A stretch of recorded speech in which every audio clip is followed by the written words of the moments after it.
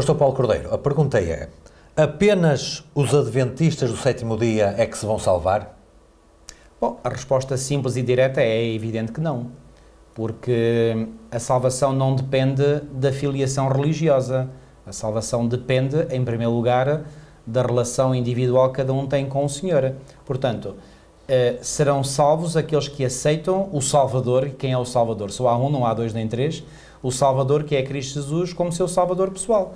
Aliás, a Bíblia, nós temos aquele episódio, por exemplo, mencionado no livro de Atos, do carcereiro de Filipos, e quando ele sente que realmente está na presença de homens especiais, ele faz uma pergunta, que é a pergunta que qualquer pessoa que deseja salvar-se fará no seu íntimo, e esta pergunta está registada em Atos, no capítulo 16, onde diz assim, a partir do versículo 29.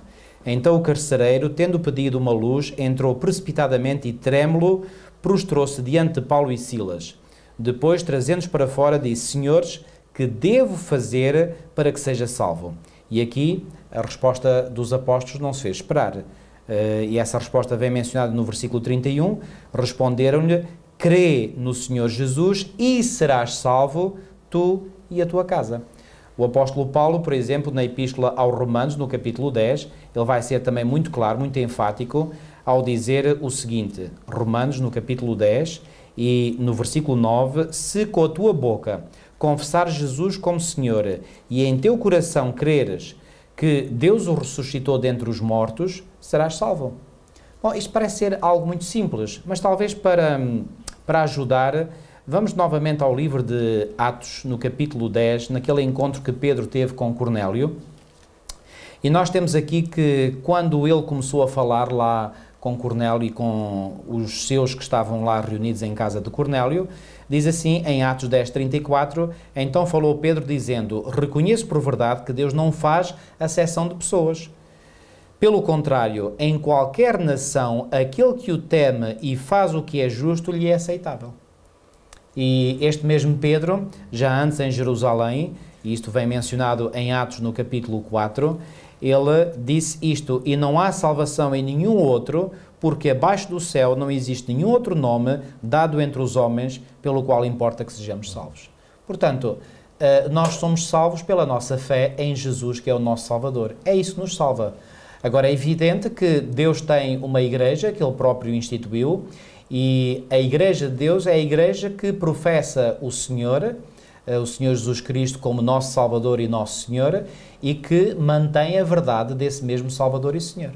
A Igreja Católica Romana tem um dogma que é conhecido como Extra Ecclesiam Nulla Salus, que diz que fora da Igreja não há salvação.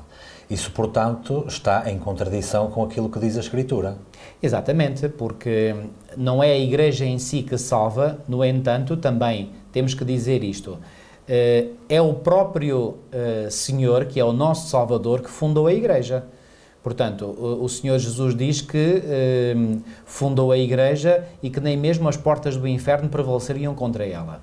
Portanto, se Deus fundou a Igreja, é evidente que Deus a fundou com um propósito. Ou seja, Deus fundou a Igreja para que na comunhão de uns com os outros nós possamos nos sentir bem, apoiados, em que nós possamos, portanto, nos encorajar mutuamente uns aos outros. Estou-me a lembrar, por exemplo, daquele texto de Paulo em Hebreus, no capítulo 10 e no versículo 25, onde o apóstolo Paulo disse o seguinte, Hebreus, no capítulo 10 e no versículo 25, ele disse assim: não deixemos de congregar-nos aonde? Obviamente na igreja, como é costume de alguns, portanto, no tempo de Paulo já havia alguns que portanto, se desviavam da sua congregação, mas antes façamos admoestações, e tanto mais quanto vedes que o dia se aproxima. Quando Paulo diz aqui que façamos admoestações, o que é que Paulo está aqui a sugerir? Que nós necessitamos ser admoestados uns pelos outros.